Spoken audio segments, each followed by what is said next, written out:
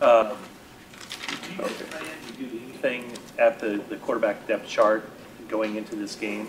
Will Jimmy be active for this game? I plan on it right now. We've got 2 on our roster. We got 1 on practice squad. We'll see how the week goes, but that's what the plan is right now.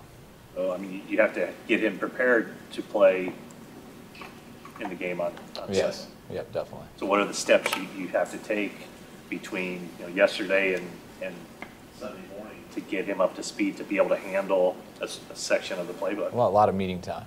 It's right now the most important thing is getting CJ ready for Sunday, which gets most of the reps and everything.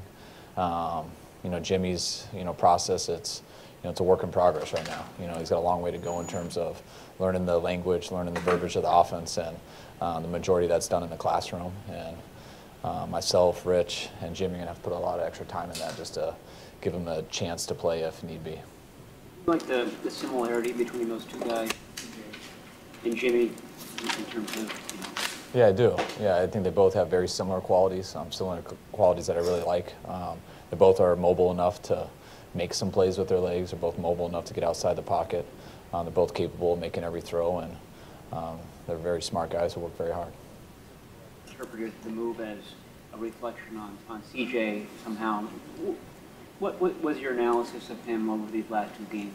Yeah, it's, as I told CJ when it happened, this move has nothing to do with CJ. This move has to do with a responsibility to the organization. When things come around, opportunities come around that can help your organization, you don't hesitate on it. I have a lot of confidence in CJ. By no means has everything been perfect these last 2.5 weeks that he's played, but I've been excited about a lot of things that he has done. He has had some bumps in the road like first-time players will have, and like a lot of veterans will have, but I think CJ has shown a lot of things that we're excited about, and I think CJ will continue to get better, and if we get better around him too, that'll help him get a lot better also. Well, you guys are obviously in decision-making mode for the rest of this season. Is there a chance we could see both of those guys significantly as you continue to try to make up your minds about both of them? Yeah, it's not necessarily that those guys have to get out and play for me to make up my mind on them. It's situations that they're in. I don't just look at things as what was their completion percentage, how many touchdowns did they have, what's their QBR, what's their win-loss. I watch every play individually and see how they run stuff for what they're asked to do and what they're capable of doing based off the 10 guys around them. I look at that in practice every single day. I watch it throughout a game. I very rarely even know their stats. It's just an evaluation of watching how 2 guys play. I've had that a lot with CJ because he's been here since OTAs. I feel very fortunate that we're going to have that with Jimmy. I don't know how much he's going to play. I know it's going to take some time before he has an opportunity to play, but there's no we didn't bring Jimmy here to save our season. We brought Jimmy here to improve this organization, and we're going to figure out the best way for him and the best way for our team, how we go about that. But just having him in the building and being able to work with him every day really helps us a lot, know a lot about him. With all the injuries you're dealing with and the numbers issues that you're facing, is that the reason why Jimmy is going to be up, just because you need that extra roster spot, or do you want him to be up on Sunday? Well, I think every coach in the NFL would tell you he would love to carry 3 quarterbacks. That's something everybody wants. But the team, it's very hard. The amount of people that have to play on Sunday, it's very hard to have people up who don't play, who don't contribute to special teams, who don't do things like that. So in order to get 3 quarterbacks up on Sunday, it's going to take a hit at offense or a hit at defense, or definitely hit you at special teams. And what happened to us in that game at Philly, just losing 2 tackles in that game. If we would have had an extra quarterback up, we would have been down to having a receiver at O-line, or it would have been something drastic or unprecedented. So that's why it's very hard to get 3 guys dressing. How did you balance steps setting up a game plan the last 2 days, Jimmy up? Well, that's why you got to depend on a lot of other guys too. We have other guys in our building, on our offensive staff, that do their parts and help put together a game plan. No one does it all by themselves. Everyone has their responsibilities and their expertise areas, just situationally. We put that all together. I usually review it and go over it all. Rich met with Jimmy most of yesterday. I got a few hours with him too, just to talk X's and O's and to catch him up on stuff, and then continue to do stuff throughout the week. Whatever I missed yesterday, spending time with Jimmy, I will catch up on this week, and usually that's just it's about 2.5 more hours of film that I'm behind on that I promise I'll get to before Sunday. But everything else is just, it's a fine line. It's trying to teach him enough to where if he had to go in, that he has a chance to function. And also trying to gradually just build him to the spot where he has an opportunity to fully go into a game expecting to play. Say just 2.5 more hours of film. What kind of film are you talking? Cut-ups. I'm talking about 1st and 10, 2nd and 1 to 4, 2nd and 5 to 10, From your formations. playbook, basically showing him what you want done. No, me just studying Arizona. Yeah, no, Jimmy, from our playbook, I mean, that's just teaching him on the board, showing him things. That's, that's what Rich is probably doing with him right now during lunch. That's what he'll be doing with him extra after practice, after he's done with all the other guys. Just things like that. I did it for a few hours yesterday at a normal time that I would be watching some other stuff. So that's what I thought you were asking me. So I just find a way to catch up on that sometime in the week. Did you call or text CJ after making the trade for Jim? And what did you say, and how did he respond? Basically the same thing I just told you guys. I speak to CJ a lot, and I've told CJ how I feel about him before this. I feel no different. I said, CJ, this wasn't something that had really anything to do with you. This had to do with an opportunity that presented itself, and we feel it was the right decision for our organization. I have a lot of confidence in you, and I told him that stuff. I told him that the last few weeks after each game, and just told him the truth. He's responded great. CJ is a very confident person, very mature, acts like a man, very honest person, keeps it real, and there's no agenda with CJ. He's just going to work and keep his head down and do the best he can.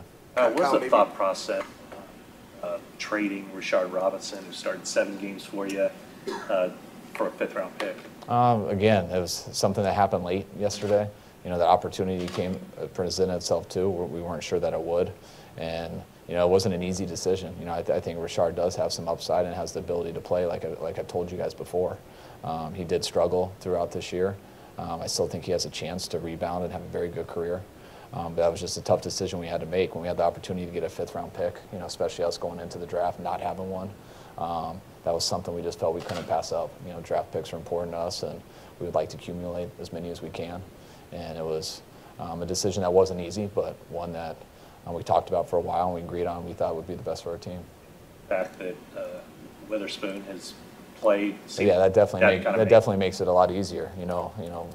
Witherspoon, we started him last week. We thought he played well. Hoping he gets better as this goes. Knowing that he was starting definitely makes it easier. But there's still a depth issue there. But I'm worried about depth at all positions. Not just that position. Depth's an issue everywhere at this time of year, and that's just something that a risk you have to take if you think it can help your team for the future. Al, maybe not something you focus on or at the forefront of your mind right now, but when you make a move like you made for Jimmy, do you think about knocking off the number one thing on the list about how that opens up what you can do in the offseason in terms of using your resources? Yeah, of course. It's I think everything you think of, every decision you make is about how it affects you now and how it'll affect you later. And when you have the opportunity to add a quarterback like Jimmy that people value the way we do and the way I think the most of this league does, that was something you don't hesitate on. And you can't tell the future. Everyone can sit here and be picky and say, hey, what if this, what if that, but it's all what ifs. We had an opportunity to get a guy who we think can be a very good quarterback. And when that opportunity presents itself, I don't think you sit there and you get picky. If you believe that that's the right deal, you don't hesitate, you make that move, and then you see what happens in the future, and you see, and when that happens, you deal with it. How does that maybe kind of certainty then allow you to, I'm not saying rest easy, but just plan for what you have to do, say, now we can build around this guy as opposed to we still got to figure this out? Well, I look at everything year to year, just like when I got here. You look at your board, you study a lot of film, you try to see where your roster's at, where contracts are, how long you're going to have people, and you try to see the holes in your roster. And by no means can you fix all that stuff in 1 year. Sometimes you can't do it in 2 years. And all teams have to deal with that. Every team has certain holes on their roster, and no one's ever going to fill all of those. And so, you don't just go to a store and buy stuff to just fit those holes. The opportunity has to come across. The right people have to come across. And when you see that and you think that there's a person there who could help you, to me, you don't hesitate, because it's always nice to go in. you don't know if there's going to be a quarterback here. You don't know if there's going to be an O-lineman here. So when you have the chance to get one, you have to do it, because I've gone into drafts, I've gone into free agency, I've gone into everything plenty of times that, hey, we need this guy, and then you see the options and there isn't that guy. And so do you go without that guy, or do you end up making a mistake? And that's something that you don't want to do. So anytime you have an opportunity to fill something like that and to improve your team, those opportunities don't happen much. And that's to me why when it comes around, you don't hesitate. How can you evaluate the run game? Obviously, so many injuries to the offensive line, but are you able to evaluate the running backs right now and what they're doing well and not doing right now? The second part of that question is, how stretched are you to be creative to get that running game going? Yeah, it's a fine line. You know, it's when you have a lot of different O-linemen going in and out and stuff, if you try to get too creative, guys struggle to execute. Also, you need to get creative to give your players an advantage too. We try that week in and week out. You know, sometimes you get too creative, and if guys can't execute and they don't get the exact looks, it makes it harder. Sometimes if you stay too simple and they're outmatched, the defense can tee off on you. So that's the balance you try to find between coach and players every single week. That's something we've done. We've gone back and forth with that, and sometimes it works, sometimes it doesn't. But, you know, I don't always just evaluate, the same with the quarterback, but I don't always just evaluate a runner on his yards per carry, his number of touchdowns. I just watch each clip, and I see where the hole is supposed to be, where it's coached to go, when it's blocked to be there. I can tell when, you know, if we block a play that really we should get -4 yards on, and the back ends up getting -2, that's a very good run to me, and I notice that stuff. But his yards per carry at the end of the game aren't going to look very good. There's sometimes when I believe that we block a play up where it's 15 yards before contact. Well, I'm not judging the back until what he does after those 15 yards. Because to me, if it's blocked up perfectly, anyone can get to that point. But it's what do you do when you get to that? So there's not an easy answer for that, but that's why I don't think there's any absolutes. That's why you got to watch a lot of film to really have a true, honest opinion on what a player is doing, because football to me is different than most other sports. It takes 11 guys to be successful, and a running game is never just on the running back. It's never just on the O-line. It affects receivers, quarterbacks, and I think it takes 11 people to run the ball, and that's what we evaluate every time we do. Based on your evaluation, how do you see Carlos running right now? I think Carlos is a very good back, and I think he's done some good things for us. Just like everybody, he's had some better games than others. I thought he played very well versus Dallas. I didn't think he had his best game versus Philly. But I think Carlos has had a good year for us. Because you've studied quarterback position, the pressure and situations, it seems to be a big part of the job. Jimmy doesn't have much experience. He's walking into a situation where there's going to be a lot of stress and pressure and expectation. Do you have a sense for how he'll be able to deal with that, or is that just an unknown? Yeah, you have a sense, and that's what's always impressed me about him. You know, you try to watch how a guy carries himself, getting to know him a little bit through the college process when he was coming out, just watching how he's carried himself in New England, just on TV, interviews, talking to people who have a lot of experience with him. I've been very impressed with that. You never know until you're with someone and you really go through it. But you know, I don't think there's more pressure here than there was for him in New England. Everyone has their own situations, and you know, New England, you know, when he played for New England, they had a lot of expectations. And so I think there's a lot of pressure for a guy to go in and take over a team like that in the times that he did, just like there will be when he comes here and gets his opportunity here. So every situation's different, but I know he hasn't played in a lot of games, but when he has, I think there has been pressure on him, and I know there will be here too, and that's how it is for everyone.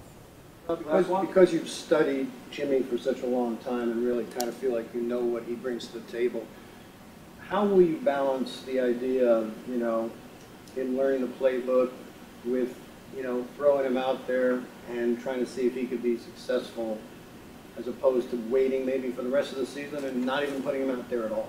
Yeah, that's why I have no certainty what it will do. That's why I'm taking it one day at a time. And I can't promise you guys that he won't play this week. I can't promise you guys that he'll play this year. It's I know that we have a guy that we're excited about, and I know has the ability to really help us and help this team in the future. That's what I mean by we didn't do this to just save this year. We did this because we feel this will improve our team and our organization. And I'm not going to put someone out there who I don't think has a chance to be successful. And that starts with that starts with the playbook. That starts with understanding the plays that you're calling, how to communicate it to the other 10 guys, to know actually where people are when you say it. And not many people can understand that, or should, just like I can't understand much outside of what I'm talking about right now. But it's tough. It's tougher than people realize. And you come in and it is a complete foreign language, and he has only been one place. And where he was before that, I'm very familiar with some of that, the system and stuff they did. You know, there's no playbook. It's a very spread offense. So there's going to be a lot of meeting time and just talking in terms of where people are lining up, protections, routes, and that's something that it'll take a while to grasp. And most quarterbacks don't, even with an off season, until their second year in a system.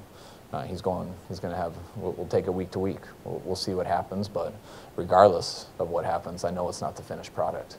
We got a good person, we got a talented player. I'm very excited to have him, and after that, I just want to go to work with him. We'll see what happens.